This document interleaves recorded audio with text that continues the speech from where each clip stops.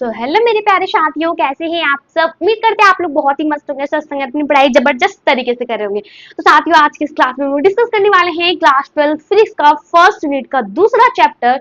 ये दूसरा चैप्टर है आपका विद्युत विभव तथा धारिता। ओके, इस चैप्टर का आज हम फर्स्ट लेक्चर आपके बीच लेके आए। ओके, तो सबसे पहले आपको मैं यहाँ पे लिख देती हूँ कि ये कौन सा चैप्टर। सबसे फर्स्ट चैप्टर जो था आपका वो था विद्युत आवेश क्षेत्र, इसमें ये दूसरा चैप्टर होगा। जो यहाँ पे मैं लिख देती हूँ चैप्टर आपका ये 2 है, जो क्या है, विद्युत विभव तथा धारिता। विद्युत विभव तथा धारिता। ठीक है, तो विद्युत विभव तथा धारिता ये आपका क्या है, चैप्टर 2 है। और चैप्टर 1 आपने बहुत अच्छे तरीके से क्लियर कर लिया था। ठीक है, तो आज के इस चैप्टर में मैं क्या पढ़ने वाली हूँ भाई, इसमें पढ़ेंगे कि विद्युत स्थितिज ऊर्जा क्या होता है, फिर विद्युत विभव क्या होता है। तो स्टार्ट करते हैं। सबसे पहले समझते हैं हम कि विद्युत स्थितिज ऊर्जा क्या होता है। विद्युत स्थितिज ऊर्जा का कहना है कि जब कोई पॉइंट को, अगर आप कोई भी पॉइंट है, कोई भी पॉइंट मान लेना है आपको अनंत पे, ठीक है, तो उस पॉइंट को आप विद्युत क्षेत्र तक लाने, मान लीजिए यहाँ पे चार्ज है, उसके चारों ओर एक इलेक्ट्रिक फील्ड जनरेट होगा भाई, कोई भी चार्ज है उसके चारों ओर विद्युत क्षेत्र तो उत्पन्न होता ही है। तो आप मान लीजिए कोई भी पॉइंट को, कोई भी बिंदु को अनंत से, ये रहा आपका इंफिनिटी, यहाँ से इस विद्युत क्षेत्र तक लाने में आपको कुछ कुछ कार्य लगा होगा भाई, कुछ ना कुछ कार्य लगा होगा। अगर वो कार्य आपका ऊर्जा के रूप में संचित हो जाता है, जमा हो जाती है, तो उस चीज को हम लोग नाम दे देते हैं विद्युत स्थिति ऊर्जा। क्या कहता है इसका डिफिनेशन? इसका डिफिनेशन कहता है कि किसी भी बिंदु को अनंत से उठाकर विद्युत क्षेत्र तक लाने में किया गया कार्य, जो आपको वहां तक लाने में किया गया आपको कार्य लगा, जितना कार्य लगा, वो कार्य अगर आपका ऊर्जा के रूप में जमा हो जाएगा, तो उस चीज को हम लोग नाम देंगे विद्युत स्थिति ऊर्जा। ओके, मैं इसको क्लीन कर देती हूँ। तो सबसे फर्स्ट आपका होगा पहला टॉपिक विद्युत स्थितिज ऊर्जा, जो बहुत ज्यादा इंपॉर्टेंट टॉपिक है। तो मैं इसको वीवीआई लिख देती हूँ और यहाँ पे आपका फर्स्ट टॉपिक हो जाएगा विद्युत स्थितिज ऊर्जा। ठीक है, विद्युत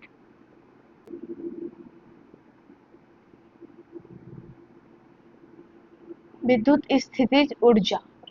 ओके, विद्युत स्थितिज ऊर्जा, ये विद्युत स्थितिज ऊर्जा क्या होता है, मैंने अभी आपको जस्ट तुरंत बताया कि कोई भी पॉइंट है उसको अनंत से विद्युत क्षेत्र तक लाने में आपको जो भी कार्य लगेगा, वो कार्य अगर ऊर्जा के रूप में जमा हो जाएगी, तो उस चीज को आप लोग क्या नाम दे देंगे, विद्युत स्थितिज ऊर्जा। ठीक है, तो आप यहाँ पे फटाफट लिखिए, किसी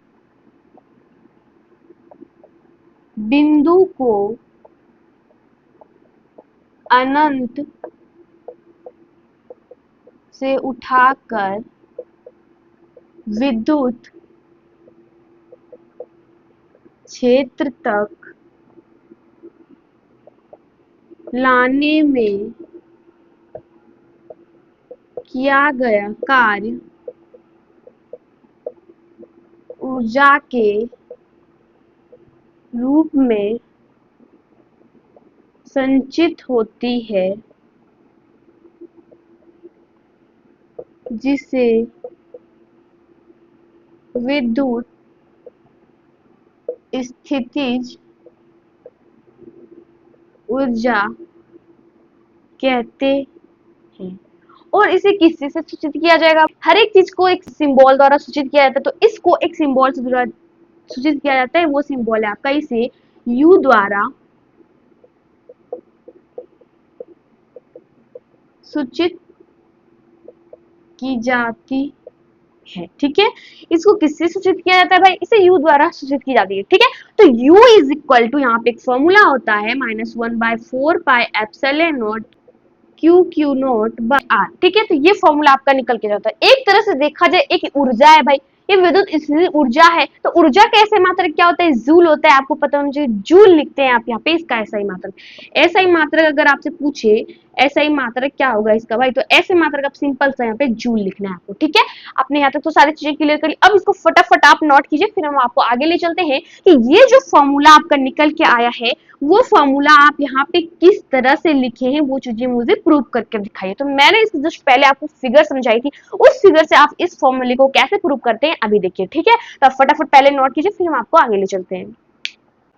अब हम इन सारी चीजों को क्लीन कर देते हैं। आपका हेडिंग हो जाएगा दो बिंदु वाले निकाय के लिए विद्युत स्थितिज ऊर्जा। ये क्वेश्चन पूछ दिया जाएगा, जैसे कि बोलेगा विद्युत स्थितिज ऊर्जा क्या है तथा दो बिंदु वाले निकाय के लिए विद्युत स्थितिज ऊर्जा का मान ज्ञात करें। ठीक है, तो वो क्वेश्चन अगर पूछेगा तो आपको उसका आंसर कैसे लिखना है, डेरिवेशन कैसे बनेगा, मैं सारी चीजें अभी आपको लिख के दिखाती हूँ। ठीक है,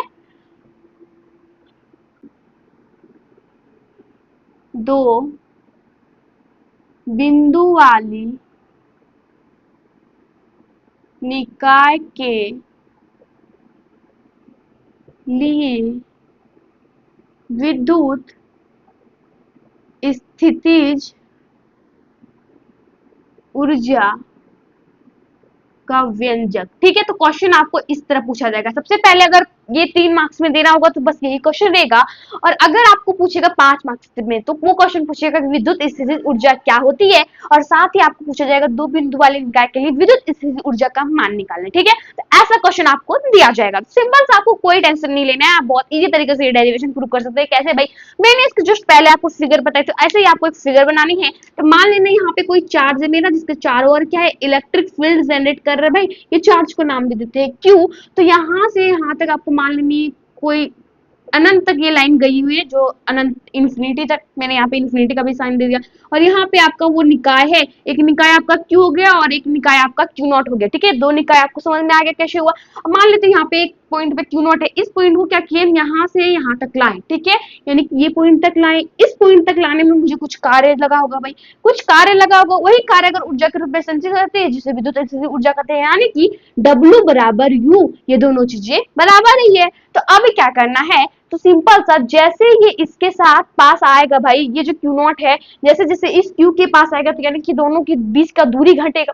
दूरी घटेगा तो क्या हो जाएगा, बल बढ़ेगा, यानी कि इसका बल परिवर्तित होगा। तो परिवर्तित बल के लिए आपको पता होनी चाहिए कि हम कैसे इसका डेरिवेशन प्रूव करते हैं भाई। तो सिंपल है, परिवर्तित बल आपको जहां भी दिखे वहां पे आप पहले छोटा सा कार्य निकालिए, उसके बाद अगर पूरा का इंटीग्रेट कर देंगे तो ये कार्य आपका निकल जाएगा। ठीक है, तो कैसे निकालते हैं, तो मान लेते हैं ये जो आपका निकाय है, ये जो क्यू नॉट, ये एक निकाय है भाई। तो इस निकाय को आप क्या करते हैं, यहाँ से यहाँ तक, इधर डॉटेड लाइन है, इंफिनिटी तक गया है। ठीक है, तो ये निकाय जो है, ये क्यू नॉट है, इसको ए से बी तक विस्थापित करते हैं। ये आपका ए रहा, ये दूसरा आपका बी रहेगा। ठीक है, तो इसको आप ए से बी तक विस्थापित किए, कितना विस्थापित किए भाई, छोटा सा विस्थापित किए, जिसको मान लेते हैं dx। छोटा सा बात करते हैं तो उसको dx नाम देते हैं भाई। तो ये आपका रह गया dx भाई, तो ये आपका dx रहेगा। अब इस पॉइंट को इस पॉइंट तक यहाँ तक का भी तो कुछ डिस्टेंस होगा, तो ये डिस्टेंस आपको r मान लेनी है। अब बात करते हैं ये q से ये अनंत तक का डिस्टेंस कितना है, तो उसको आपको लेट कर लेनी है। ये जो डिस्टेंस है वो मेरा x है। ठीक है, ये डिस्टेंस मेरा x। सिंपल से आपको यही फिगर में करना है, फिगर आपको ऐसे ही बनाना है, तो बस फिगर में ही आपको 1 मार्क्स मिल जाता है। ठीक है, तो अभी क्या करना है, सिंपल से आपको और एक बार फिगर को समझना है। हमको कोई सिस्टम बोला था, ये रहा मेरा सिस्टम निकाय, इसमें एक क्यू है और दूसरा एक क्यू नॉट है। ठीक है, ये दो सिस्टम हो गया, मैंने कि दो निकाय हो गया। तो एक निकाय को क्या किया, हम dx विस्थापित किए, इसको यहाँ से यहाँ तक ला दिए, और इसको a से b तक चलने में ना dx विस्थापित किए इसको, तो उसमें सबसे पहले छोटा सा कार्य निकाल देंगे, उसके बाद पूरा का इंटीग्रेट कर देंगे, तो यहाँ से यहाँ तक मेरा पूरा कार्य निकल जाएगा। तो कैसे स्टार्ट करते हैं, सबसे पहले आपको लिखना है क्यू नॉट। अब इसको a से b तक dx विस्थापित करने पर भाई dx ही विस्थापित किए, यानी कि a से b तक इसको यहाँ से यहाँ धकेले। ठीक है, तो उसको बोलते हैं विस्थापित करना। ओके, तो अब यहाँ पे लिखते हैं, अब लिखना है, उसके बाद यहाँ पे लिखना है आपको क्यू नॉट आवेश को a से b तक dx विस्थापित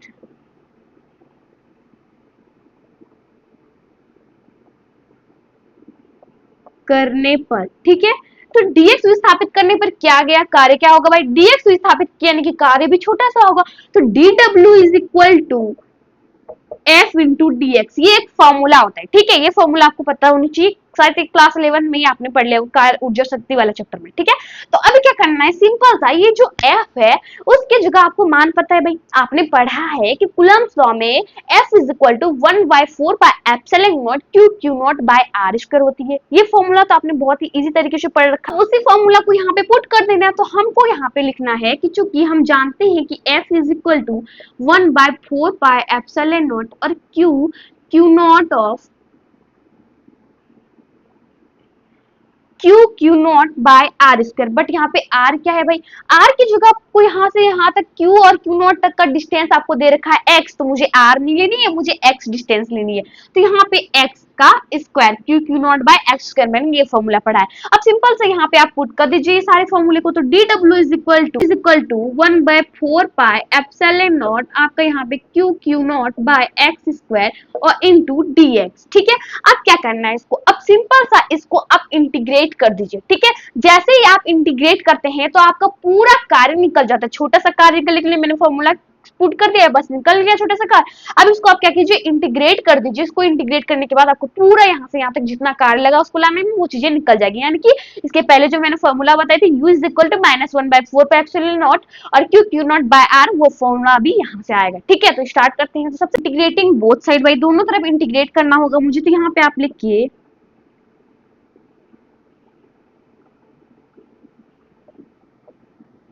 इंटीग्रेटिंग बोथ साइड्स। ठीक है, इंटीग्रेटिंग बोथ साइड्स आपको लिखना है, दोनों तरफ आपको क्या करना है, इंटीग्रेट करना है। बट मेरा जगह तो फुल हो चुका है, कोई बात नहीं, यहाँ पे कुछ जगह है तो यहाँ पे मैं लिख देती हूँ D W is equal to integration of 1/4 pi epsilon not Q Q not by X square और इनटू डी एक्स। तो एक काम करते हैं, हम यहाँ पे लिख देते हैं, जब ये चीजें फुल हो जाएगी उसके बाद मैं इधर क्लीन कर दूंगी। ठीक है, तो सबसे पहले अब इसके आगे आपको ले चलना है। अब आपको कांस्टेंट यहाँ पहचानना आना चाहिए। कांस्टेंट कौन होता है भाई, तो कांस्टेंट वो होता है जिसके साथ एक्स नहीं लगा हुआ। तो ये क्यू नॉट इसके साथ एक्स नहीं लगा हुआ भाई, 1/4 पाई एप्सिलॉन नॉट इसके साथ भी नहीं लगा। यानी कि डी के साथ जो चीजें आपको दी जाए तो वो चीजें आपका क्या होती है, कांस्टेंट नहीं होती। तो यहाँ पे आपको डी के साथ बस यहाँ पे एक्स दिख रहा था, ये जो एक्स है ये मेरा कांस्टेंट नहीं है, कांस्टेंट ये और ये है भाई। इसको क्या करते हैं, बाहर निकालते हैं, तब इंटीग्रेशन किया जाएगा। तो अब क्या कीजिए, जैसे ही आप डी डब्ल्यू का इंटीग्रेट करते हैं तो आपको पता होना चाहिए कि इंटीग्रेशन डब्ल्यू आता है। ये चीजें मैंने आपको पहले ही बता दी। जैसे कि आपके आगे डी लगा हुआ है, अगर आपको भी इंटीग्रेट करने चाहे तो इंटीग्रेट करते हैं तो आपका डी हट जाता है और आपका जो है आपका नाम वो बच जाता है। ठीक है, तो सिंपल सा वैसे कुछ यहाँ भी होगा, तो ये डी हटेगा, बचेगा क्या, डब्ल्यू। तो डब्ल्यू इज इक्वल टू, अब यहाँ पे आप लिखिए 1/4 पाई एप्सिलॉन नॉट और यहाँ पे Q Q not integration of 1/x square. ठीक है, इंटीग्रेशन ऑफ क्या हो जाएगा, 1/x स्क्वायर, यहाँ पे dx। ये जो dx है मैंने वही चीजों को लिखा, सारी चीजों को बाहर निकाली। ठीक है, तो अब क्या करना है आपको, यहाँ पे कुछ लिमिट लगेगा भाई, कहाँ से कहाँ तक कुछ तो लिमिट होगा इसका। तो आपको ये जो r दिख रहा है, r से लेके इन्फिनिटी तक ये आपको लिमिट माननी है। यानी कि अगर हमको इन्फिनिटी से r तक बोलेगा जाने के लिए तो मैं वही कहा तो कार्य निकाल रही हूँ ना, उतना तो कई कार्य निकाल रही हो, तो सबसे पहले मुझे इन्फिनिटी से आर तक का लिमिट लगाना होगा। तो ये मेरा कुछ लिमिट लग गया इन्फिनिटी से आर तक। ठीक है, अब क्या करना है, आप यहाँ पे सिंपल सा इंटीग्रेट कर सकते हैं। अब देखिए लिमिट वाला इंटीग्रेशन कैसे होता है। तो सिंपल सा आपको W is equal to 1/4 pi epsilon not लिख देना है और जैसे सिंपल इंटीग्रेट करते हैं वैसे करना है। अभी इसको कुछ नहीं करना है भाई, तो जैसे इसको करते हैं एक्स स्क्वायर है, जैसे पावर के ऊपर लेके जाएंगे तो एक्स टू द पावर -2 होगा, हो जाएगा ना, क्यों, क्योंकि यहाँ पे पॉजिटिव है, जैसे बट्टे के ऊपर लेके जाते हैं वो चीजें नेगेटिव हो जाती है।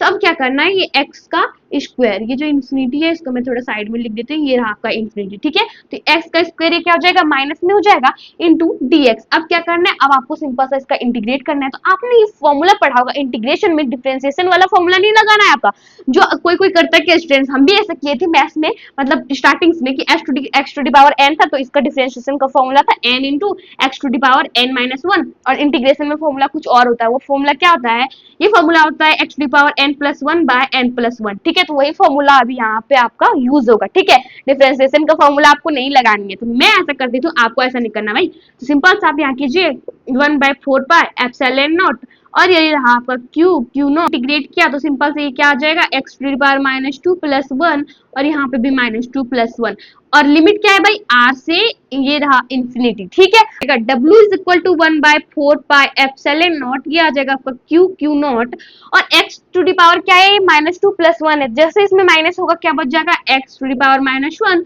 और नीचे भी -1 हो जाएगी। ठीक है, और लिमिट कहाँ से कहाँ तक है, r से इन्फिनिटी तक, ये रहा आपका लिमिट। अब क्या करना, मेरा बोर्ड तो पूरा फुल हो गया भाई, मैं क्या करती हूँ इधर पूरा क्लीन कर देती हूँ, आप फटाफट इसको नोट कर लीजिए, फिर मैं आपको आगे ले जाऊंगी। ठीक है, अब इन सारी चीजों को क्लीन कर देती हूँ, आपने नोट कर लिया होगा। बोर्ड छोटा इसलिए एक ही साथ एडजस्ट नहीं होता, खैर कोई दिक्कत की बात नहीं, आपने नोट कर लिया होगा। सिंपल से आपको सारी चीजों को समझते चलना है। ओके, टेंशन नहीं लेना भाई, सारा चीजें क्लियर हो जाएगा एकदम इजी तरीके से, आपको बस देखते चलिए कि इसके आगे क्या स्टेप होगा। तो इसके आगे सिंपल सा एक स्टेप होगा, आप W इज इक्वल टू यहाँ पे लिखिए 1/4 पाई एप्सिलॉन नॉट, जो वहाँ पे है क्यू नॉट और यहाँ पे क्या दे रखा है, ये जो माइनस है, अब ये माइनस इसके साथ मल्टीप्लाई कर देते, तो जैसे माइनस को मल्टीप्लाई कर देते तो ये कुछ यहाँ माइनस हम लगा देते भाई, ये रह गया अपना माइनस, ये माइनस नीचे में था, इसको इधर लिख दिए, ठीक है, कोई दिक्कत की बात नहीं है उससे। अब क्या करना है, सिंपल सा, ये जो x टू दी पावर -1 है ना, उसको आपको नीचे लाना है, और लिमिट क्या था, r से इंफिनिटी तक, यही लिमिट था भाई। तो जैसे ही आपने देखा होगा कि मैंने x स्क्वायर को ऊपर लेके गया तो x टू दी पावर -2 है। अब इस चीज को जैसे नीचे लाएंगे तो कुछ इस प्रकार से हो जाएगा, x का स्क्वायर तो वही x टू दी पावर -2, ये ऊपर में है, इसको जैसे लेके आएंगे तो x टू दी पावर +1 हो जाएगा ना, हो जाएगा। तो वैसे ही आपको यहाँ पे लेके आनी है, तो कैसे भाई, अभी मैं दिखाती हूँ। तो W is equal to 1/4 pi epsilon not, ये रहा आपका Q नॉट, लेकिन यहाँ माइनस है, जैसे आप इसको नीचे लेके आते हैं तो 1/x, और ये लिमिट क्या रह जाता है, r से इंफिनिटी तक, ये रहा आपका लिमिट, ठीक है। अब सिंपल सा आप इसमें पुट कीजिए, तो W is equal to 1/4 pi epsilon not, limit put करने तो आनी चाहिए भाई। सबसे पहले क्या करते हैं हम, सबसे पहले अपर लिमिट, फिर उसमें माइनस करते हैं लोअर लिमिट का। तो अपर लिमिट, मेरा ऊपर वाला लिमिट क्या दिख रहा है भाई, r दिख रहा है, तो आप यहाँ पे 1/r माइनस ऑफ 1/इंफिनिटी की कर दीजिए, और अब आपका निकल जाएगा यहाँ से सारा फॉर्मूला, कैसे 1/4 पाई एप्सिलॉन नॉट, ये रहा आपका, माइनस था इसके आगे, अब यहाँ पे Q नॉट, जैसे ही 1/r लिखते हैं तो 1/इंफिनिटी आपको पता होनी चाहिए 0 होती है, तो उसको लिखे नहीं लिखे भाई कोई फर्क नहीं पड़ता है। तो अब क्या जरूरी है लिखना, तो यहाँ पे सिंपल सा आपका फॉर्मूला निकल के आ जाता है, W is equal to -1/4 pi epsilon not, ये रहा Q नॉट बाय R, ठीक है। अब यहाँ तक आपका क्लियर हो गया। अब क्या करना होगा, मुझे थोड़ा सा बोर्ड क्लीन करनी होगा और एक लाइन आपको लिखना होगा। तो मैं क्या करती हूँ, यहाँ पे थोड़ा सा बोर्ड क्लीन कर देती हूँ और यहाँ पे लिख देती हूँ सारी चीजें, आप फटाफट नोट कर लीजिए। यहाँ तो सारी चीजें नोट कर ही लिए होंगे।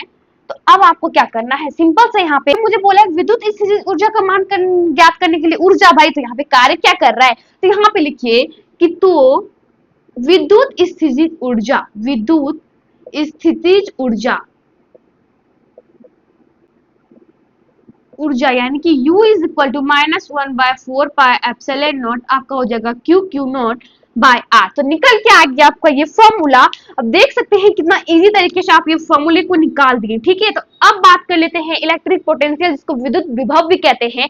तो आपको यहाँ से यहाँ तक सारी चीजें क्लियर तरीके से समझ में आ गया होगा, तो फटाफट लाइक कीजिए हमारे इस वीडियो को, ठीक है। तो फिर हम आपको आगे ले जाएंगे एक बहुत धमाकेदार टॉपिक के साथ। वो टॉपिक होगा आपका इलेक्ट्रिक पोटेंशियल, जिसको हिंदी में बोलते हैं विद्युत विभव, ठीक है। और उसका एक डेरिवेशन को भी देखने वाले हैं, ओके। तो फटाफट इसको नोट कीजिए। तो अब हम इन सारे चीजों को क्लीन कर देते हैं भाई, और वो क्वेश्चन आपके लिए भी लेके आते हैं, ठीक है। तो वो डेरिवेशन का क्वेश्चन क्या कहता है, ये चैप्टर को अब मैं मिटा दूं, कोई दिक्कत तो नहीं होगा ना, आपको चैप्टर का मार्क्स कितना है वो पता चल गया, और चैप्टर कौन सा पढ़ा रहे वो चीजें पता चल गया। तो मैं इसको क्लीन कर देती हूँ ताकि ऊपर में लिख दूंगी इसका क्वेश्चन, और नीचे बनाने में इजी हो, थोड़ा जगह भी बच जाएगा भाई। बोर्ड छोटा है, मुझे एडजस्ट करना होगा ना सारी चीजें। फिगर बिल्कुल यही रहेगा, यहाँ से यहाँ तक का डेरिवेशन भी यही रहेगा। वो जो डेरिवेशन मैं आपको बताऊंगी ना, वो डेरिवेशन सेम टू सेम यही दिखेगा, बस लास्ट में थोड़ा चेंज होता है। तो चेंज करने से पहले सबसे पहले आपको समझनी होगी इलेक्ट्रिक पोटेंशियल का डिफिनेशन। तो आप जैसे समझ जाते हैं इलेक्ट्रिक पोटेंशियल यानी कि विद्युत विभव का डिफिनेशन, तब आपका वो डेरिवेशन बहुत ईजी लगेगा, ठीक है। कैसे भाई, अभी मैं आपको सबसे पहले क्लियर कराता हूँ कि विद्युत विभव क्या है, ओके। तो आपको यहाँ पे हेडिंग लगानी है विद्युत विभव, विद्युत विभव। ये आपका बहुत ज्यादा वीवीआई रहता है, बहुत ज्यादा इंपॉर्टेंट टॉपिक रहता है, तो मैं इसको पहले वीवीआई लिख देती हूँ यहाँ पे। इन्फिनिटी मतलब कि ये इतना ज्यादा वीवीआई आप पूछ नहीं सकते। तो अब क्या करना, अब इसको समझना है आपको, ठीक है। तो वैसा ही जस्ट फिगर होगा जैसे मैंने पिछले आपको थोड़ी देर पहले बताई भाई, पिछला जो डेरिवेशन प्रूव करा, तो वैसे ही आपका एक फिगर होगा। तो मान लेना यहाँ पे एक आवेश है जिसको चारों ओर एक इलेक्ट्रिक फील्ड जनरेट करता है भाई, चार्ज इलेक्ट्रिक फील्ड जनरेट करेगा ही। यहाँ से यहाँ तक कुछ दूरी है, ये अनंत पे कोई दूरी है भाई। यहाँ पे एक पॉइंट है जिसको नाम दिया Q नॉट। इस पॉइंट को अगर आप यहाँ से यहाँ तक लाते हैं तो उसको लाने में कुछ कार्य लगता है, उस कार्य को अगर आप डिवाइड कर देते हैं इकाई धनावेश से, तो उसी चीज को हम लोग नाम दे देते हैं विद्युत विभव। नहीं समझ में आया ना, अभी फिर से क्लियर करते हैं। सबसे पहले इसका डिफिनेशन कहता है कि किसी बिंदु को, ये रहा आपका कोई बिंदु Q नॉट, इसको अनंत से, ये इन्फिनिटी पे है भाई, अनंत से विद्युत क्षेत्र तक लाने में किया गया कार्य प्रति इकाई धनावेश को विद्युत विभव कहते हैं। सबसे पहले इसको डिनोट किस चीज से किया जाएगा भाई, इसको डिनोट किया जाएगा वोल्ट से, यानी कि जिसको V भी बोलते हैं। तो अब V इज इक्वल टू यहाँ पे क्या लिख सकते हैं, W बाय Q नॉट। कैसे कि किसी भी बिंदु को अनंत से उठाकर विद्युत क्षेत्र तक लाने में किया गया कार्य, ये रहा आपका W, उसका प्रति इकाई धनावेश को अगर आप डिवाइड कर देते हैं उस चीज से, तो वो चीज हो जाता है आपका इलेक्ट्रिक पोटेंशियल, जिसको विद्युत विभव भी कहते हैं। तो फटाफट मैं इसका डिफिनेशन लिखती हूँ अभी। ओके, तो मुझे क्लीन करना होगा सबसे पहले, तो मैं क्या करती हूँ, इस चीज को क्लीन कर देती हूँ। अब आपको इसका डिफिनेशन लिखना है। डिफिनेशन कहता है कि किसी बिंदु को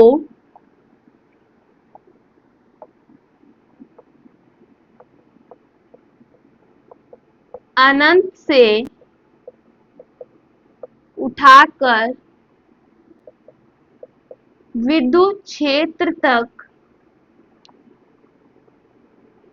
लाने में किया गया कार्य प्रति इकाई धनावेश को विद्युत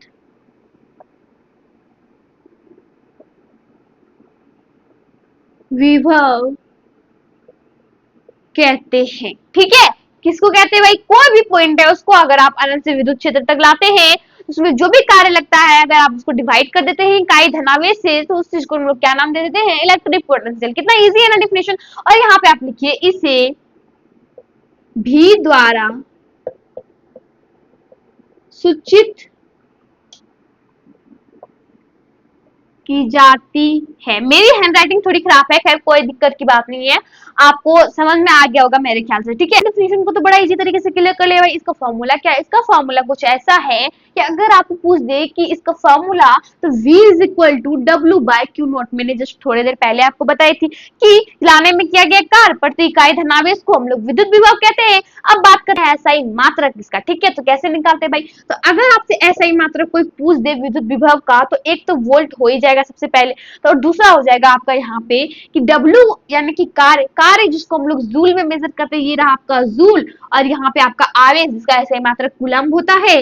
अब SI मात्रक का कोई बात करे, SI मात्रक, तो SI मात्रक इसका क्या हो जाएगा, जूल पर कूलम्ब। कैसे भाई, ये जो कूलम्ब है उसको ऊपर लेके गए तो वो चीजें पावर माइनस में आ गई। अब यहाँ से आप कैसे इसका डायमेंशनल फॉर्मूला निकाल सकते हैं वो चीजें देखिए। ठीक है, सबसे पहले आपको याद करनी होगा मेरा रामबन तरीका को, कि मैंने एक रामबन तरीका बताया था भाई। वो तरीका क्या था कि जूल के जगह पे आपने पढ़ा होगा कि केजी मीटर स्क्वायर पर सेकेंड स्क्वायर, ये हम जूल को लिखते हैं, और एम्पियर सेकेंड मैंने ये रामबन तरीका बताया था कि एम्पियर सेकेंड की जगह पे आप कूलम भी लिख सकते हैं, तो ये कूलम को भी हम एम्पियर सेकेंड लिख सकते हैं। तो यहाँ पे लेकिन पावर -1 में है भाई, तो दोनों पे पावर क्या करना होगा, -1 लगानी होगी। तो कैसे, तो इसे एक स्टेप करके आप लिखिए, केजी मीटर स्क्वायर पर सेकेंड स्क्वायर, और ये रहा एम्पियर सेकेंड, दोनों पे पावर -1। और सिंपल सा एक छोटा सा कैलकुलेशन है भाई फिद्दू सा, तो वो करिए आप, और केजी की जगह केजी रह जाएगा, मीटर स्क्वायर हो जाएगा आपका सेकेंड पर -2, और सेकेंड पर 1 क्या हो जाएगा, ये मिलके सेकेंड पर पावर 3। ठीक है, तो ये हो जाएगा आपका सेकेंड पर पावर -3 टू दी पावर -3 हो जाएगा। कैसे, -2 और -1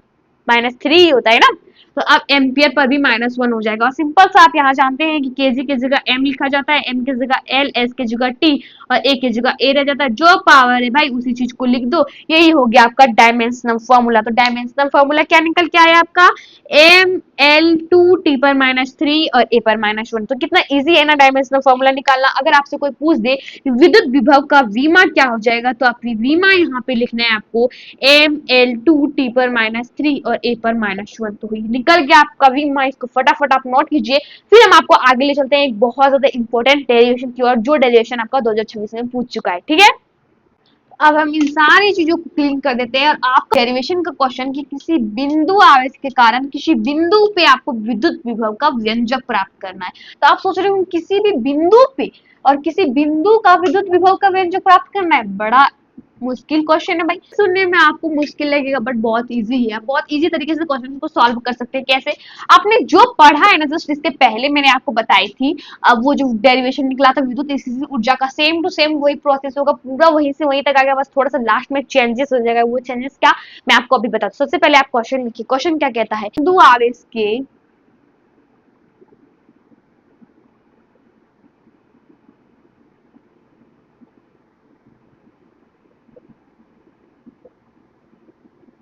कारण किसी बिंदु पर विद्युत विभव का व्यंजक प्राप्त करें, यानी कि कोई भी पॉइंट पे भाई, तो मान लेते हैं मेरा एक पॉइंट है, जो पॉइंट बोल रहा है आपका किसी बिंदु पे, तो ये रहा मेरा एक बिंदु, ठीक है। तो इसके चारों ओर इलेक्ट्रिक फील्ड जनरेट होगा, क्यों भाई, ये जो पॉइंट है ना, वो पॉइंट मेरा चार्ज है, यानी कि क्यू है, ठीक है। तो भले ये चार्ज है भाई, तो चार्ज के चारों ओर इलेक्ट्रिक फील्ड ही तो जनरेट होता है। तो मैंने सिंपल सा आपको वही फिगर बनेगा, सेम टू सेम प्रोसेस रहेगा। आप बहुत इजी तरीके से इसको बना सकते हैं। अगर मैं आपको छोड़ भी दूं और लास्ट में बता दूं कि बस आपको ये प्रोसेस कर लेना, तो वो भी आप कर सकते हैं, ठीक है, इतना इजी। तो अब आपको क्या करना है, वही फिगर आपको जस्ट बनानी है भाई। तो ये रहा आपका वो फिगर, और यहाँ पे एक पॉइंट था आपका क्यू नॉट, इसको हम कहां से कहां तक विस्थापित किए थे भाई, एक सिंपल सा इस क्यू नॉट आर, इसको हम ए से बी तक विस्थापित किए थे। और कितना विस्थापित किए थे, डीएक्स विस्थापित किए थे। और यहाँ इसका डिस्टेंस था, ये रहा आपका डिस्टेंस इसका छोटी आर। और ये पूरा क्यू से क्यू नॉट तक का डिस्टेंस, यानी कि अनंत तक का डिस्टेंस मैंने यहाँ पे एक्स ली थी, ठीक है। तो आपको सिंपल सा भी वही चीजें लेनी है।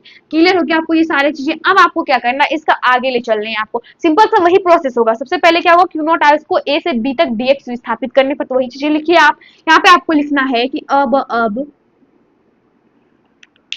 ये एक क्वेश्चन लिख लीजिए, ठीक है, ये आपका क्वेश्चन है। अब लिख दिया आप यहाँ तक। अब आपको क्या करना है, सिंपल सा लिखना है कि क्यू नॉट आवेश को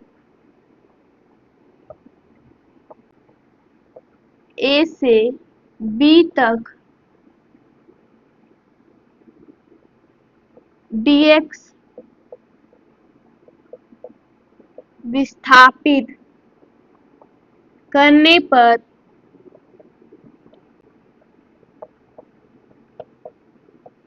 ठीक है।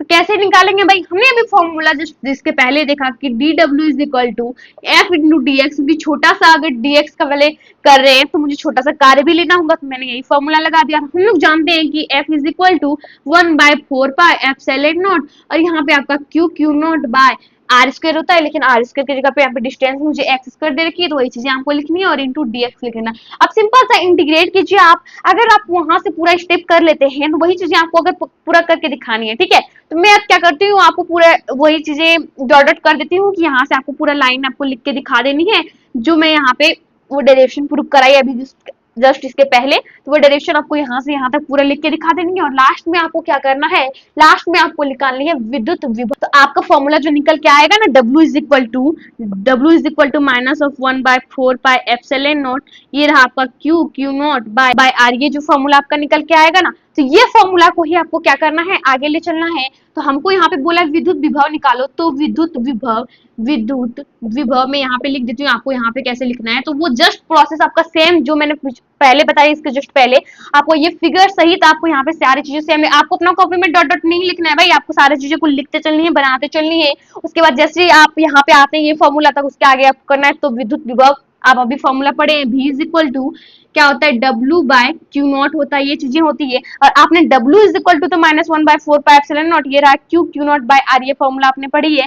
तो अब यही चीजें आपको यहाँ पे पुट कर देनी है। तो V is equal to W की जगह पे हो जाएगा आपका -1/4 पाई एप्सिलॉन नॉट, और ये रहा आपका Q नॉट, और नीचे क्या है आपका R, और बाय में आपका क्या है Q नॉट। ये Q नॉट से Q नॉट कट जाएगा भाई, बचेगा क्या, -1/4 पाई एप्सिलॉन नॉट, ये रहा आपका Q बाय R।